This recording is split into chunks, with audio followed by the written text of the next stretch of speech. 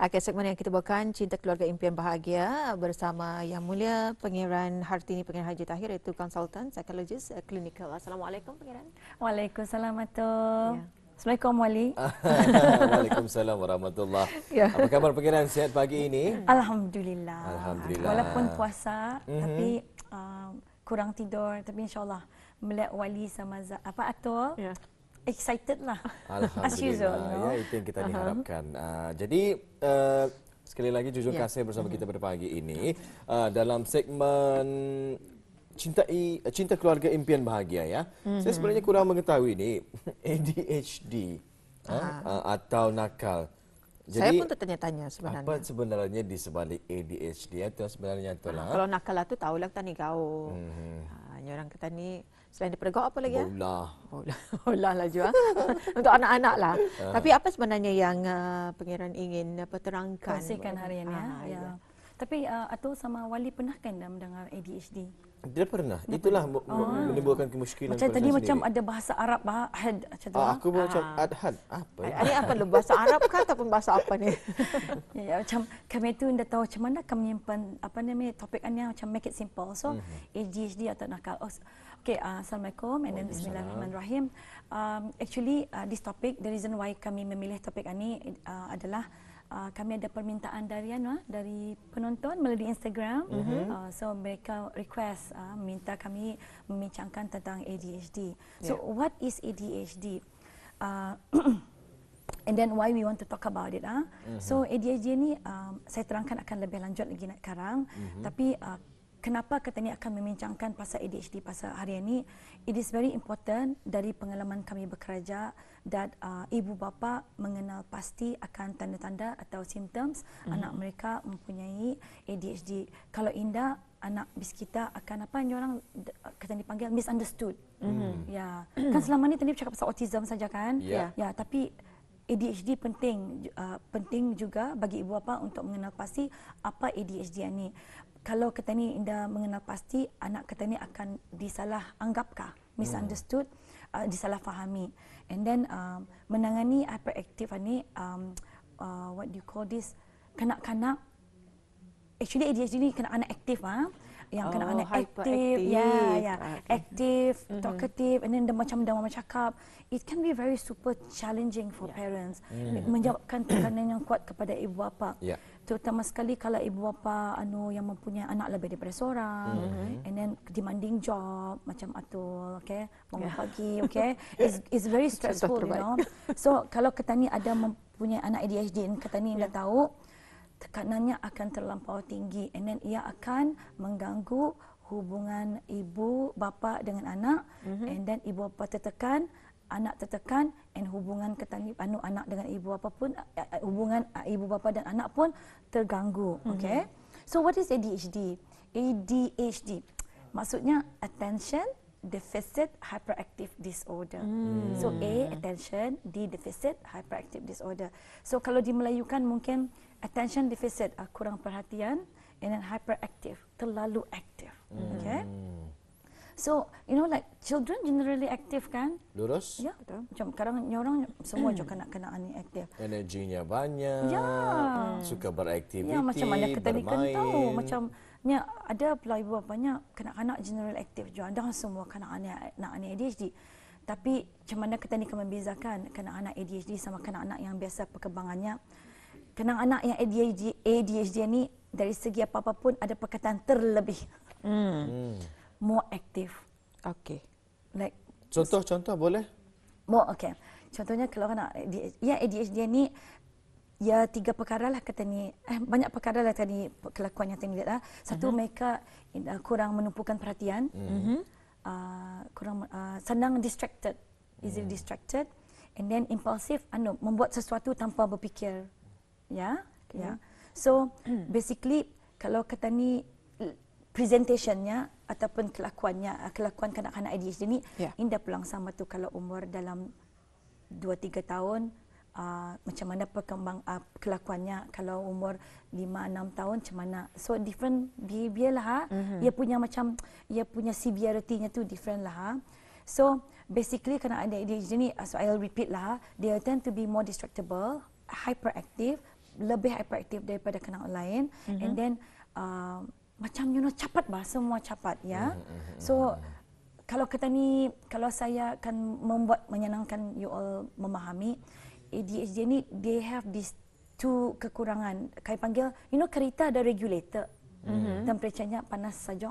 Okay? Yes, So regulator bizurang kurang berfungsi. Selalu panas. Ya, mungkin selalu panas. Itu macam madam, motornya kuat lah. And then so supaya fahamlah regulator ya. Faham kan? So kalau kanak dia biasa bizurang punya regulator, okay. In tune. Sekali tapi juga apa namanya ni, brake. Oh, I have to use kereta lah. Indah dia terbrek lah. Oh, brake-nya kurang berfungsi wah. Okay. Laju saja. Brake padnya sudah kalah. I think so. so basically this is how I normally explain to parents pula. Regulatornya sama what do you call this? Brake bizurang indah berfungsi. Ataupun ADHD ni is, we call it dalam bahasa Inggeris neurodevelopmental disorder, is actually part of perkembangan otak. So otak kita ni sedikit scientific lah. So otak kita ni di depan ni namanya frontal lobe. So it's actually fungsinya executive functioning. Executive functioning is actually menguruskan kata ni macam traffic controller in terms of planning, organization, okay? So tapi anak with ADHD, bizurang punya executive functioning ni indah berapa berfungsi. Itu saya cakap tadi tu, regulator sama brake indah berapa berfungsi. Traffic controller, boleh tadi panggil traffic controller, mungkin kekurangan staff dalam itu, kekurangan staff, and then maybe indah berapa canggih sedikit lah dia punya mesti faham kan tak? Okay, I'm trying to explain. Boleh dipahami. Boleh dipahami. So it's very important for parents to mengenal pasti anak mereka ada ADHD atau tidak, supaya mereka dapat menangani lebih awal, because kalau indah mereka akan dituduh atau dianggap gauk, nakal ataupun naughty. So kalau kita ni continue ibu bapa stress, and then kenapa kau naughty ni? Kenapa kau mau mendengar cakapan ni? So all those words kan akan mengganggu self-esteem kanak-kanak lah. Parents stress, anak rasa tertekan, and then anak rasa kurang kepercayaan diri. So it's very important for parents to know what's ADHD. Jadi adakah ini semasa mereka kecil sajakah, ataupun ianya berterusan sehingga mereka meningkat remaja, dewasa? Okay. Actually-nya ADHD ni ia boleh berpanjangan, tapi kalau makin mereka besar, makin mereka tahu mengawal, mengontrol. Actually-nya kanak-kanak yang ADHD ni, ia ada 3 jenis lah. Satu yang kurang memberi perhatian, yang kedua hyperactive, ataupun yang ketiga dua-dualah, inattentive, hyperactive and impulsive. So sedikit sebanyaklah. So I don't want to go to detail about it. So macam saya terangkan secara umum sajalah ya. So kalau kanak-kanak ADHD ni, yang paling difficult for them is focus bah. So kalau damit, kalau tadi dapati dari awal, kanak-kanak yang ADHD ni bizurang indah dapat fokus. So that's why bizurang macam madam. Betul. Madam benar. Madam. Madam. So tapi kan as they grow older, and then especially kalau ketani ibu bapa membantu and memahami, ketani membantu bizurang macam mana fokus. So hyperactivity tu makin kurang dia. Jadi bagaimana dengan pembelajaran mereka?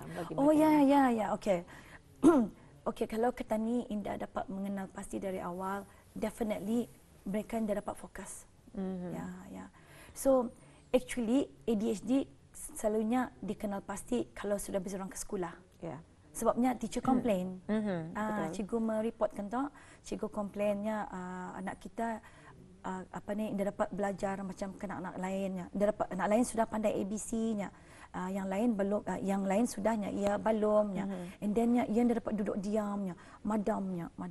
So kalau kanak-kanak preschool macam kindergarten 1, 2, 3, I think it's okay. Teacher will not complain because kanak-kanak being kanak-kanak, and then settingnya, setting kindergarten macam hampiran saja. Macam biasa. Dan dia bermain di lantai, sekejap menyanyi, okay? And then academic demand pun indah berapa menekankan. Tapi sudah masuk darjah 1, year 1. So, the year 1 settingnya is different, demand is different.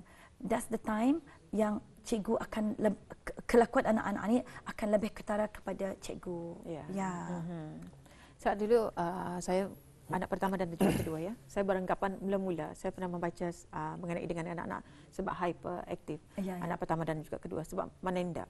Melihat dinding, melihat pintu meniang.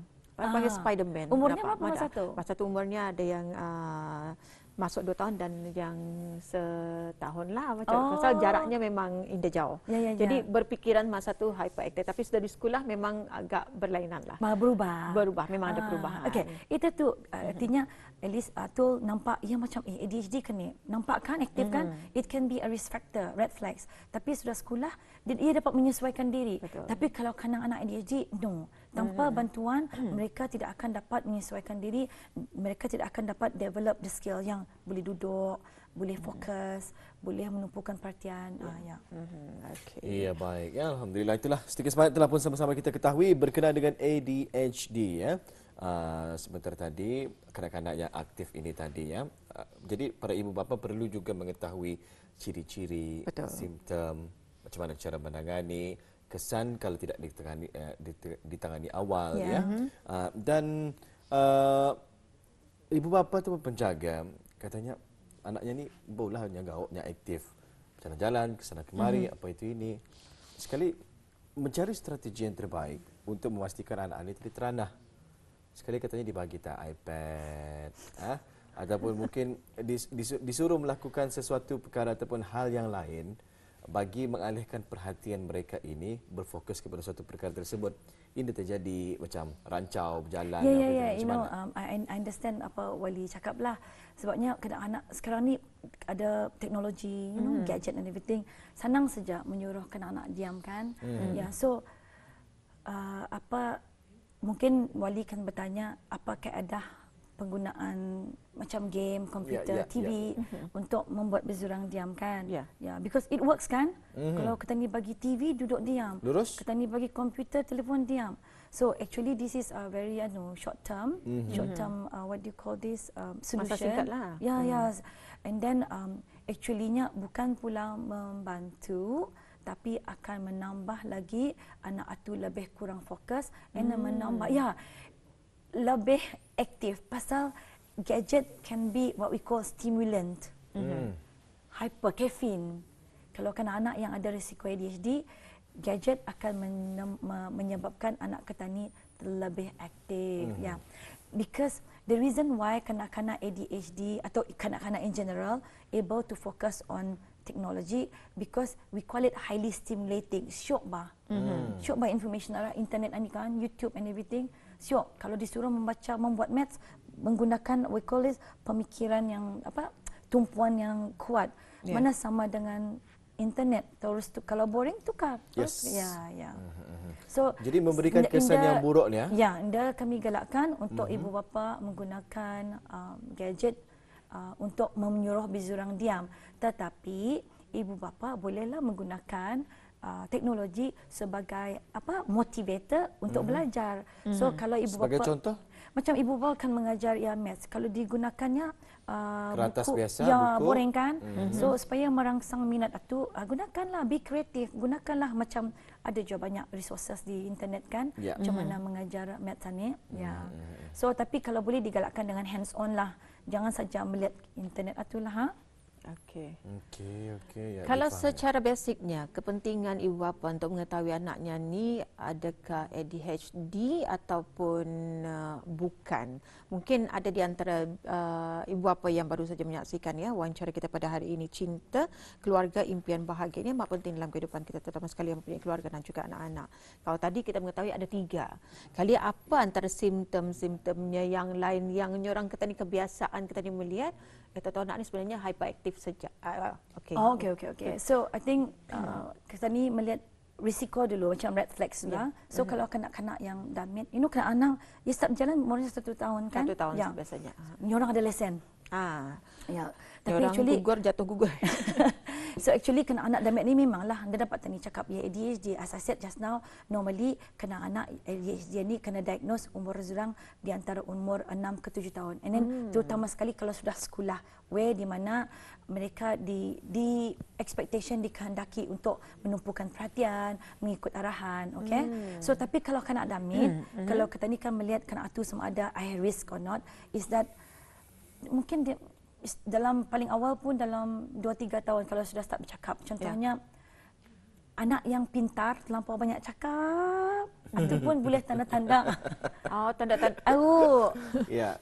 Mami, kenapa ni? Kenapa ni? Cakap, mami, ya cakap non-stop. And then kalau bermain sendiri, mesti bernyanyi, kau bercakap sendiri. Dia pun diamlah. The only time dia macam radio 24/7. So the only time dia diam is tidur. It can be a sign for ADHD. So need to watch, okay? So and then another one that can be parents melihat juga payah tidur. Kan tidur. Siapa dia? Parents-nya ke anaknya? Anaknya. Parents-nya tu kalau lalah tidur. Kalau anaknya tentu gauk kan macam parents-nya kurang tidur. Itu boleh juga kalau dilihatnya role model kan. Kalau bapanya, mamanya dilihatnya masih melihat TV atau main telefon. Yes. Ya. Tapi kalau sekiranya orang lain sudah tidur, ia masih lagi hyper, payahkan tidur, pusing kiri kanan. It can be a sign of ADHD kalau damit, okay? And then kalau bermain, dilihat dia bermain, touch and go. Sekejap pegangnya ni. Itu lain lagi. Kesana ya. Kesana ya. Orang dia dapat fokus kalau damit, okay. And then kalau ada kami daripada background ibu bapa yang kami interview anak yang ada risiko ADHD ni, bizurang banyak memberitahu yang anak bizurang terus I think dia berunggau terus berdiri terus berjalan, berani. Pemberani. Yes. Ya, kata ibu bapanya ni lain ni nya. Yang mana ada berunggaunya, terus skipnya, terus dia berjalan dan berlari. And then Indah daripada berjalan di rumah tu, kerjanya berlari saja. Ada. Laju. So saya ini teringat kanak-kanak yang datang kami ke tempat center kami lah, berlari saja, balik-balik ingatin, berjalan please walk.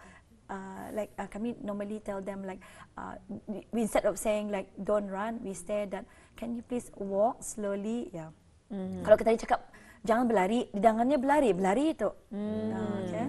So and then yang tend to be clumsy, macam gugur, ada banyak luka-luka, bruises and everything. So itu kanak-kanak. So let's look at the general symptoms. So satu tadi kalau kanak-kanak itu kurang susah membagi perhatian. So kalau dibawa bercakap macam Indah mendengar, and then kalau dibagi arahan Indah berapa mendengar, ya. Kita ni ada masa-masa tu. Okay. And then kalau kita ni membagi arahan mesti balik-balik ni orang ini untuk kanak-kanak besar dalam 6 tahun, 7 tahun, 8 tahun. Yang kita ni please put your clothes inside the laundry. Balik-balik diingati. And then ataupun put on your tie. Sekali sudah masuk kereta, sudah pasang tie, Indah tinggal, stukian tinggal, kasut tinggal. So and then some of them they not putting effort in sekolah, okay? And then in terms of hyperactive, as I said tadi kan Atul, bizurang generally active, madah, payahkan duduk. The only time they duduk diam is main game, main komputer. Very selective. Makan pun boleh restless juga. Sambil makan, sambil wrestling. Ya. And then kalau dari segi sekolah, they tend to make unnecessary careless mistake. Ya, dari segi akademik. And then impulsive ni maksudnya membuat sesuatu tanpa berfikir. Okay, contohnya, okay, I can give you an example because I think kan my eldest son is having autism kan. So ia pun masa damit memang ada hyperactive lah. Because ia boleh sama-sama juga ni autism sama ADHD. So basically macam mana, ia besar sudah ni 8 tahun ke 9 tahun. So ia membuka pintu kereta. Kalau kita ni membuka pintu kereta ni, kalau kita ni pastikan juga tu ada orang di siring-siring kan. Sekali bizurang mana ada aware ada orang di siringan ni. Terus buka ya. Habis biru kepala adiknya. Ya, ataupun another thing is lagi, I can give example is that orang ni kan menuang minuman. So tu nampak sudah tutup nyatukan tergugur. Dia tak nampak kan tergugur tu. Kata ni baru kan bercakap live kan gugur, and then habis basah tumpah segala-galanya. So careless mistake lah. Ya, kurang awareness lah. Ya. So those are the basic kira-kira kelakuan yang ibu bapa mungkin perhatikan lah. Tapi yang penting mungkin ibu bapa patut mendengar feedback dari cikgu, and then berbincang sama cikgu macam mana attention anak saya di sekolah, fokus and everything. Kadang-kadang kalau anak in the pelajaran bizurang in the up to the expected yang ibu bapa expected kan lah, harapkan, mungkin ada something to do with poor attention and hyperactive lah. So tanyakan cikgu lah. And then kadang-kadang ada ibu bapa susah sedikit menerima feedback dari cikgu. Ya, kalian di rumah okey joyanya, sedangkan di rumah bukannya academic, indah ada sustain attention, indah ada demand placed on them. Ya di rumah ya diam juanya. Kalau duduk melihat TV, diam-diam. Pasal 24 jam melihat main komputer. Baik, dengan sedikit masa yang ada ni, pengirannya, kesan jangka panjang ADHD ataupun nakal ini, dan jika kita mendapat tahu bahawa anak ataupun ahli keluarga yang mengidap ADHD ini, apa yang boleh mereka lakukan? Okey, kan kita ni hari ini untuk mengingatkan ibu bapa supaya pentingnya peka, okay? So kalau kita ni in the peka, the long term effect is satu, seriously ibu bapa yang dari pengalaman, and mungkin dari pengalaman saya sendiri, kita ni ibu bapa stres berhabis, and dia tahu macam mana akan menangani, and then kita ni rasa tertekan, kita ni fikir anak kita ni gauk, kita ni tend to menggunakan perkataan kasar. Ya, kita ni mengatakan kasar macam, kenapa kau ni like you're so like you purposely want to make me angry kah? Like ataupun like why you so naughty kah? Or you're lazy, something like that. So all these words ni kanak-kanak itu akan rasa hurt, okay? So ni they akan the long term effect that kami concernkan is that kanak-kanak yang ada ADHD ni ada rasa low self esteem. Bizurang hilang kepercayaan diri kalau indah dibantu. So kami highly recommended for parents to memastikan anak zurang kalau terlampau kurang perhatian apa tu cek dah. And then apa lagi soalan atau tadi Walia? Ya, apa yang perlu dilakukan jika kita ni mendapati anak kita ni tu dipercayai ada ADHD ini tadi? Okey, kalau sudah ada komplain dari sekolah and then it's been a long time, better dibawa cek lah, dibawa diperiksa, jumpa ke klinik doktor, and then jumpa ke private maybe psychology services.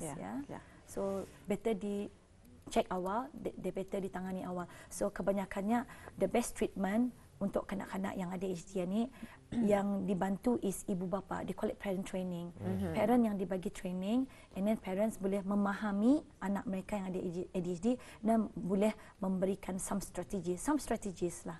And then di sekolah pun dapat di-inform, cikgu anak saya ni ada ADHD, ni ada some accommodation changes in terms of macam contohnya kalau di sekolah sitting arrangement, so kanak-kanak yang ada kurang attention mungkin dibagi suggestion untuk duduk dekat cikgu, something like that. Jadi memang kita ni perlu menangani masalah ni, dan juga perlu mengetahui karakter anak-anak kita ni macam mana. Sebenarnya tajuk ini memang sangat bagus untuk kita ketahui, terutama sekali bagi bis kita yang mempunyai keluarga, yang mempunyai anak-anak yang masih kecil. Tahu-tahu anak-anak bis kita gauk, madam dan juga sebagainya. It's not gauk kan. Jangan tadi marah dulu. Memanglah kadang-kadang melihat anak-anak gauk ni, aduh macam bagi aku marah. Tapi sebenarnya kita ni mungkin ada tahu, ADHD. Betul. Jadi apapun penerangan yang disampaikan oleh Yang Mulia Pengiran Harti Juta Akhir, itu konsultan psikologis klinikal, sangat memberikan manfaat kepada kita dan juga panduan kepada kita. Jadi ribuan terima kasih kami ucapkan kepada pengiran. Thank you Zatul dan Wali.